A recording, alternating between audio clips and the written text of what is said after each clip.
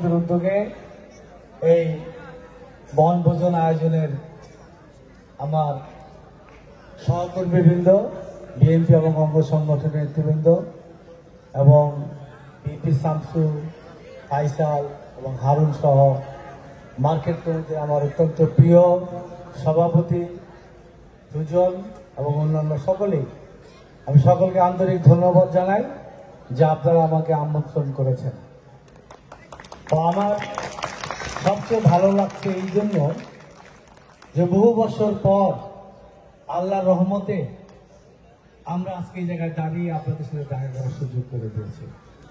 রাব্বুল আলামিনের অশেষ কৃপায় একটি স্বৈরাচারের বিদায় হয়েছে বাংলাদেশে, যার জ্বালায় আমরা সবাই জল জল করে জ্বলছি, নির্যাতিত ছিলাম, বিদেশে পালিয়েছিলাম, জেলে ছিল, মামলায় ছিল, গুম হয়েছে, খুন হয়েছে। আজকের এই দিনে আমি সেই কথাটা বেশি আর স্মরণ করতে চাই না। এখানে সবাই আমার মার্কেটের পরিচিত, যদিও তারা গুলশান মার্কেটে বিজনেস করে, সবাই আমার এই ম্যাক্সিমাম আমার বাড্ডার অধিবাসী এবং অনেকেই বুড়ো হয়ে গেছে আমার মতো। দেখলাম যে যাদেরকে ছোট ছোট দেখে গেছি তারা আজকে অনেক বড় হয়ে গেছে।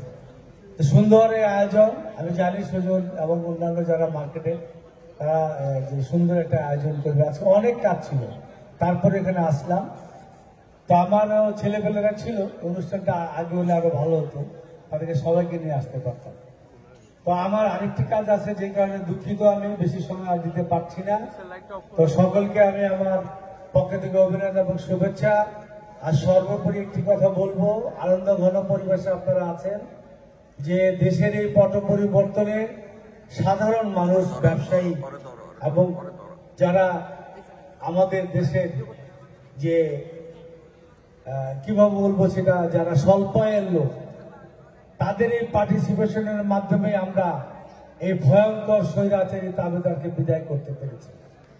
এই পট পরিবর্তনের পরে এই যে যারা স্বল্প আয়ের লোক, ব্যবসায়ী, যারা ফুটপাতে ব্যবসা করে, এই দখলবাজ, চাঁদাবাজ, এই জিনিসটা যাতে বিতাড়িত হয়ে যায়, আমি ব্যবসায়ী ভাইদের অনুরোধ করব যে সাধারণ মানুষ যে প্রত্যাশা নিয়ে আমাদের সাথে একত্রিত হয়ে এই স্বৈরাচারকে বিদায় করেছে, চাঁদাবাজকে, ভোট চোরকে, এবং আজকে আইনের শাসনকে ফিরে আসার যে সুযোগ করে দিয়েছে, সেই জায়গায় যাতে সাধারণ মানুষ তার অধিকারটা ফিরে পায়, ভোটের অধিকার, তার ব্যবসার অধিকার, তার চলাচলের অধিকার, আইনের শাসন, সেই জায়গায় আমার দলের লোকও যদি কোনোভাবে এটার সাথে সম্পৃক্ত হয়, আপনারা আমাদের অভিহিত করবেন।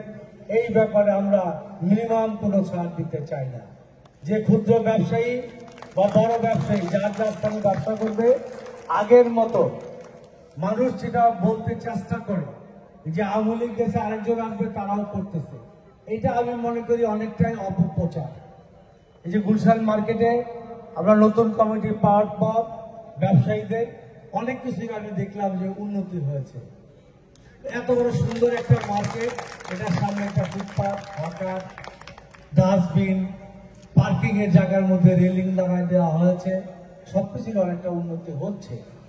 কিন্তু আমার বক্তব্যটা হলো যে সাধারণ মানুষ নির্বিঘ্নে তার ব্যবসা করবে। সেই জায়গায় কেউ আমাদের দলের নাম ভাঙিয়ে বা অন্য কোনো ভাবে যদি অন্য কিছু ডিস্টার্ব করতে চায়, সেটা আমাদের অভিহিত করবে। আমরা এই জিনিসটা বাংলাদেশে আর কন্টিনিউ করতে চাই না।